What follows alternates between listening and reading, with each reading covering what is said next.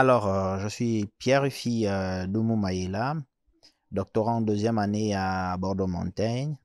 Je suis également artiste, donc ma deuxième casquette, artiste, écrivain, romancier, poète, dramaturge et novelliste.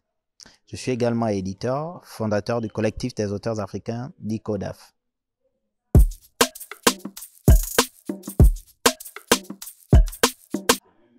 Je travaille sur identité et plurilinguisme dans les créations romanesques de l'espace francophone à partir d'un corpus de deux champs littéraires, deux pays, le Cameroun et le Gabon.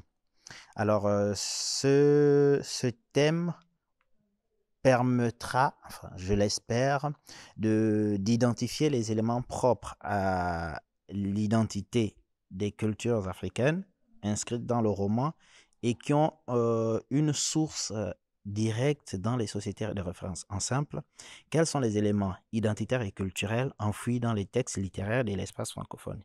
Premièrement, il va falloir les identifier, donc les chercher d'abord, puis les identifier, ensuite les expliquer, donc expliquer comment ces éléments forment la dynamique de la structure textuelle et pourquoi pas amener, puisque dans ces éléments identitaires, il peut y avoir des insertions et autres, pourquoi des insertions, pardon, expliquer pourquoi ces insertions-là dans ce texte et qu'est-ce qu'ils apportent au texte et l'espace littéraire.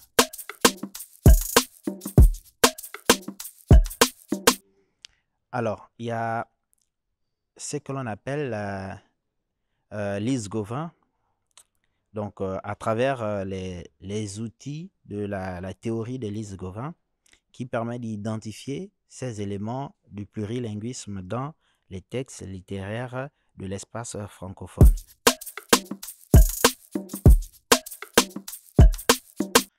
Alors, euh, Comme je disais auparavant, j'ai une double casquette. Je suis un acteur culturel et j'ai tourné avec plusieurs entités culturelles telles que euh, l'Union européenne pour le théâtre et autres. On va dire, ce thème qui a un impact culturel n'est que, on va dire, un prolongement de, de mon désir de cette identité culturelle dont j'ai toujours aimé être, parce que le théâtre, c'est déjà quelque chose de culturel. Écrire, donc les romans, la littérature et autres. Et donc ça ne fait que renforcer, on va dire, ces connaissances-là ne font que renforcer ce désir de travailler sur des éléments culturels.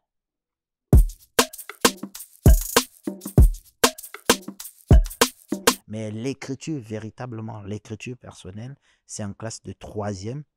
En 2009, si j'ai bonne mémoire, 2009, il y a eu une grève dans le monde éducatif.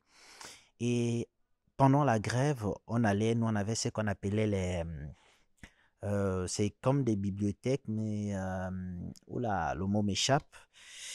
Ce sont des endroits dans lesquels il y a des livres. Et nous y allons là-bas, sans même que les livres ne nous soient imposés à l'école. On allait lire. Alors, je suis tombé sur un texte d'un un jeune homme, un auteur de 16 ans. Le titre, c'est L'Hématiti. Bon, aujourd'hui, ce texte a près de 27 ans ou 30 ans, je pense, parce que l'auteur a fêté son anniversaire, ça en faisait pas longtemps. Donc, il avait 16 ans. Vous imaginez, 16 ans, nous, on est en troisième, on s'est dit, on peut faire comme lui. L'Hématiti, donc c'est Hubert Fredin Dombeng. Et ensuite, j'ai lu Ville cruelle des Aboto.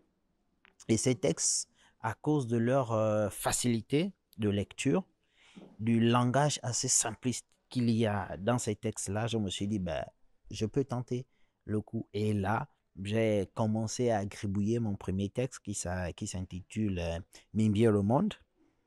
Voilà, et c'est de là où est parti ce désir d'écrire.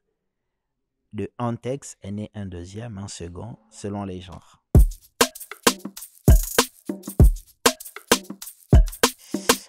En réalité, quand on est un père, c'est quand on est un père, parce que moi je me dis, mes livres sont mes enfants.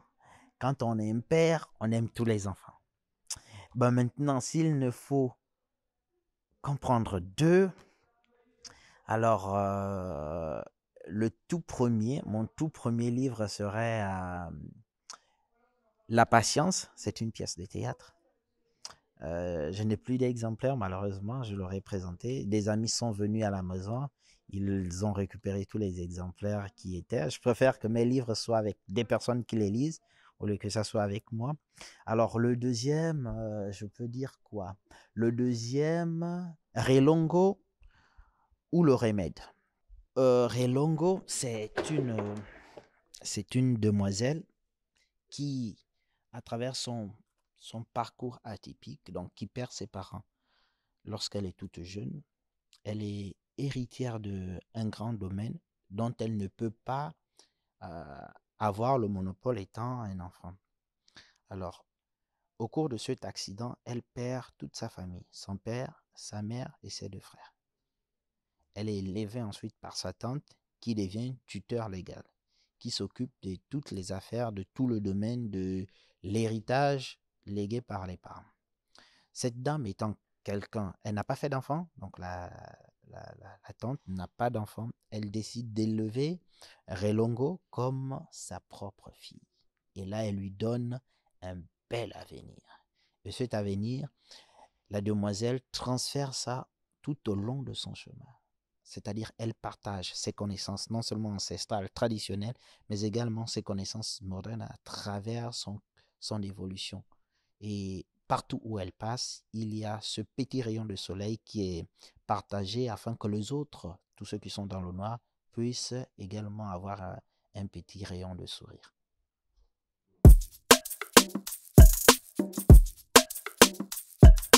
Alors, le conseil que je donne à tous ceux qui viennent vers moi, c'est écrivez tout ce qui vous passe par la tête. Tout.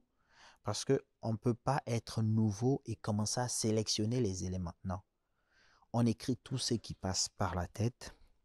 Lorsqu'on se dit avoir terminé, avoir mis le point final, là, on commence à retirer tous les éléments qui gênent. Et c'est à partir de là que l'on peut commencer à structurer, à remettre la logique dans le processus de lecture.